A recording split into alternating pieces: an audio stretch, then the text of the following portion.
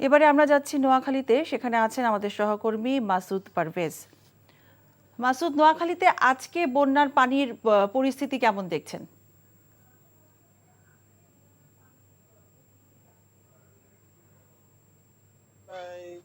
আমার পিছনে দেখতেই পাচ্ছেন একটা আমি আশ্রয় কেন্দ্রের সামনে দাঁড়িয়ে আছি। এইটা নোয়াখালীর বেগমগঞ্জ সরকারি পাইলট উচ্চ বিদ্যালয় আশ্রয় কেন্দ্র।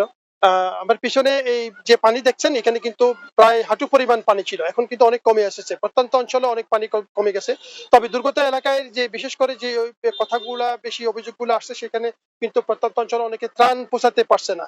ত্রাণ পৌঁছাতে না পারার কারণেই আশ্রয় কেন্দ্রের মানুষ একটু হাহাকার করছে। তবে প্রশাসন এবং সিভিল প্রশাসন এবং পুলিশ প্রশাসনের প্রতি তারা জোর দাবি জানাচ্ছে যে তারা যেন আশ্রয় কেন্দ্র গুলাতে যেন সঠিক পরিমাণের খাদ্য পরিবেশন করতে পারে। তো আমি নোয়াখালী জেলা প্রশাসন আমার সাথে কথা বলেছেন, আমি কথা বলছি তাদের সাথে। তারা আমাকে জানিয়েছেন যে বর্তমানে যে পানি কমে যাওয়ার সাথে সাথে এখানে যে স্বাস্থ্য ঝুঁকি রয়েছে, স্বাস্থ্য যারা আশ্রিত অবস্থা তাদের স্বাস্থ্য ঝুঁকি রয়েছে, তাদের মধ্যে 124টি মেডিকেল টিম কাজ করছে সরকারিভাবে, আর বেসরকারিভাবে প্রায় এই 16টি মেডিকেল টিম কাজ করছে। সেখানে আমাদের বর্তমানে নোয়াখালীতে প্রায় 26 লক্ষ লোক, 21 লক্ষ লোক এখনো আশ্রয় কেন্দ্রগুলোতে ঝুঁকির মধ্যে আছে, আশ্রয় পানিবন্দী হয়ে আছে। সেখানে প্রায় 1,26,000 লোক এখনো আশ্রিত অবস্থায় আশ্রয় কেন্দ্রগুলোতে অবস্থান করছে। তো আমি যেটা জানাতে চাইছি সেটি হচ্ছে নোয়াখালীর কোম্পানিগঞ্জে ইতিমধ্যে একটা স্লুইস গেট ভেঙে গেছে।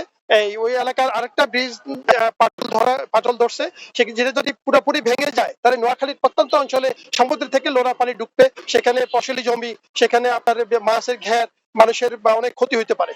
তো আমি আমি আপনার মাধ্যমে জানাতে চাচ্ছি যে এই যে নোয়াখালী যে সার্বিক বন্যা পরিস্থিতি সেখানে কিন্তু আমাদের উন্নতি বলতে হবে। মিতা, এই ছিল নোয়াখালী সর্বশেষ সংবাদ। নোয়াখালী থেকে জানছিলাম বন্যার সবশেষ পরিস্থিতির খবর।